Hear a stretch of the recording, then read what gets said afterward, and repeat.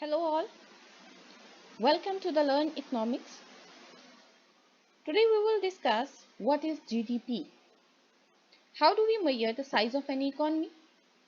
Let's say we consume a cup of tea which costs $1. How this $1 factored into the economy's GDP and tea maker's salary and the tea making machine.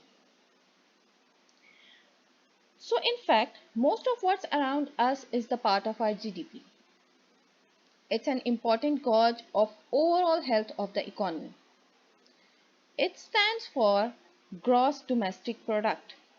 GDP measures the total value of goods and services in any country. That means it measures a lot of stuff worth a lot of money. Here we see US economy generates 21.43 trillion in 2019. China generates 14.3 trillion, Japan generates 5 trillion and Germany generates 3 trillion, as well as Russia generates 1.7 trillion. So how we get these measures? There are the different ways to calculate GDP. The most common measure we use is this approach. Here we calculate consumption plus investment plus government spendings plus net exports. This is also called Nominal GDP Formula. Consumption is another way of saying consumer spending. It's the money you and I spend on physical goods like coffee and on services like haircut.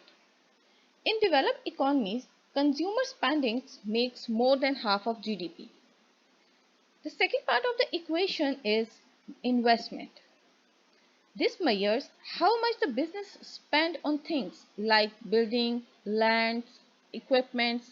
It also includes the major consumer investment and buying a home. The third part of the equation of GDP is government spending.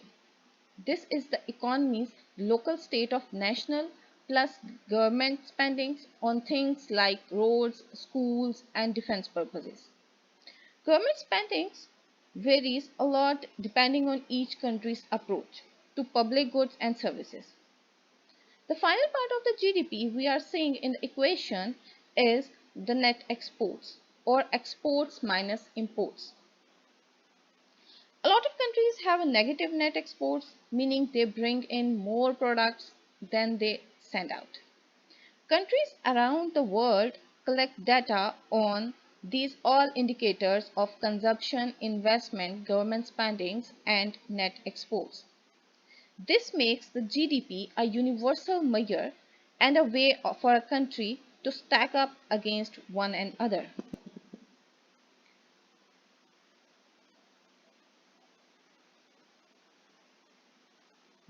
What is excluded in GDP? GDP doesn't measure economic equality and well-being. So even if a country is really rich, according to GDP, wealth may be spread unevenly.